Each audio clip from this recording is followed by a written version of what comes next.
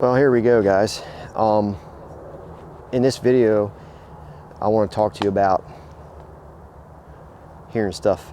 I want to talk to you about management, whitetail management on small properties, because I get a lot of comments, especially this time of year after hunting season ends, I'll get a lot of comments and people will say that they have this small piece of property and they don't know what to do with it, or they're discouraged because it's too small and they can't do anything with the property. There's no hope, but there is. And I'll reply back and I'll send them an email, if I get a chance to, and I'll ask them to say, well, how many acres are you talking about? And they say, oh, I got 15 or 20 or 25 or 30. I'm like, yeah, you can do a lot of stuff with 20 acres, but there's pros and cons to everything. And with a piece like that, and that's what this video is generally about, small properties, say under 50 acres really, and I'm even talking 5 to 10 acres. There's a lot that you can do, and we incorporate different methods on different properties that we hunt or different properties that we consult on. Each property can enhance, or each method can enhance that property in a different manner. But it has to relate to that property, and it has to relate to the landowner and what they want to do, and it has to relate to yourself. If it's your property, your land, even if it's leased land or you own it, there's always something to do. And on these small pieces, are you going to be able to hold that deer? The answer is no. But the thing is, who cares? Let that deer go where it's going to go. But make your property to where there's a reason for that deer to make a stop on your property, whether it is a mock scrape that you add. Mock scrapes are very beneficial, and I don't want to say that mock scrapes are an attractant, because they're really not, but in a way they kind of are, if that makes sense. Because if you have a mock scrape in a certain area, say on a deer trail, around a food plot, or wherever it is, as long as it's not too far out of the way, a deer will hit it. We have mock scrapes that on some of our properties that we put them right on the other side on a trail. We put them right on the side after a ditch crossing, about 25, 50 yards before it goes out into a food plot, and it just enhances that trail or that pattern more than it would if that mock scrape wasn't there. Because during the rut, deer, bucks are going to be hitting those mock scrapes more often than they will be at any other time of the year. So therefore, it makes that spot more attractive, if that makes sense.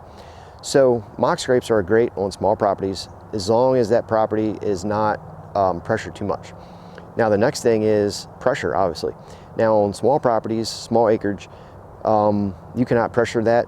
And I always say this, especially to clients that we go to, is don't hunt because you want to, hunt because it makes sense. And making sense is, a cold fronts, you got storms rolling in, cold front coming in, or a cold front leaving, whatever it is, that's a weather change. It gets deer moving, it gets feeding. If you have heavy snow, then it warms up, the snow's melting, the deer want to go out and get some warmth, especially midday when the sun's at its highest. Deer will hit fields. If there's anything green left in that field, deer will hit. But none of this works if you overpressure that property. And that's why I tell everybody, don't hunt when you want to, hunt when it makes sense. And that makes sense to a lot of people, because deer are pressured very easily. You might be able to bump some deer, 1, 2, 3 times at most. Then what happens is later into the year, those deer become nocturnal on your property. And I'll get that question a lot too, is I have this piece of property, 5, 10, 15 acres, and all of a sudden, all my deer went nocturnal. Well, there's a lot of reasons behind that. It's a food change throughout that year, whatever time of year it is. And it's also pressure. You're walking in your woods, you're walking to your tree stand, you're leaving, scent in the woods, you're spooking deer, you're entering your food plots, or you're entering an area through the woods where you're constantly bumping deer. And guys, you can only do that so many times, otherwise the deer are going to leave. And if there's any reason for that deer to come on your property at nighttime, they'll come on your property at nighttime and you'll miss the chance of shooting a deer. So that's basically number 2. So you got mock scrapes, and then you have the pressure part, and hunt on days that make sense, not because you want to. The next thing is these small food plots. Anybody can create a food plot, whether it's an opening in the woods, whether it's a corner of a field, corner of a field. You can talk to the landowner, talk to the farmer if they farm it. A lot of times you can talk to that farmer and say it's beans or something. You can basically buy a section of that ground, pay him to plant a corner of the field, whether it might be $100, might be $200, whatever it is. But a lot of times those farmers will work with you, and he'll give you a little corner acre chunk of a field, and in a corner or somewhere that if you offer him a little bit of money, that you'll be able to plant a food plot.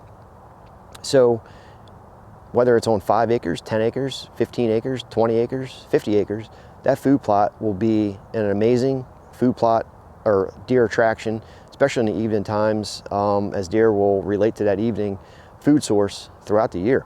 So that helps as well. Another cool thing is while we're standing here, we have all these briars. There's some bushes back here, and you can see there's some drop trees, especially over in here. And what happens is when you drop trees, okay, the tops, when they lay those trees down, birds land in the tops of the trees, and they sit there and they poop. They poop out the seeds. And what happens is you have all that growth that grows back up through those treetops. You'll get blackberry bushes. I just had somebody, channel member, text me, I don't know, an hour ago, and he wanted to plant, I can't remember his name, but they wanted to plant some blueberries and blackberries around their food plots for more edge, more browse around the food plot. It's a great idea. And that's what I mentioned to him. I said, you can edge feather that food plot, say on a side that you're blocking access, or whatever the case may be, but you're dropping those trees along that food plot, and the birds land, they poop, and you get the green growth up through the trees, and it creates deer browse. And that's very important especially on small properties, even big properties, but to have that food value for attractiveness. And on these small properties, you have to play everything 100% correct. You have to, do soil samples. You have to make that food plot attractive. You have to not pressure the mock scrapes. You have to not pressure your tree stands. You have to not pressure your food plots, and not pressure your land in general. Because if you do, the deer are just going to be nocturnal on your property. And let's try to get away from that, saying that deer are nocturnal, because they're really not. Like, they feed 4 or 5 times a day. They consume 5, 6, 7 pounds, 8 pounds of food per day, depending on their body weight. So if they're nocturnal on your property, they're daytime active somewhere else. And a deer, is there times where they skip feedings? Probably. I don't like to skip a feeding. I always like eating, right? But if a deer is pressured, or if it's a bad weather day, or whatever it is, high torrential downpours, heavy winds, where it just spooks them and they just bed up somewhere and they skip a feeding or something. And when that time comes, that's why I said hunt, not because you want to, but because it makes sense. And when it makes sense is the weather part. Temperatures, heavy winds to light winds, snowfall to no snowfall, whatever it is, humidity levels, it doesn't matter.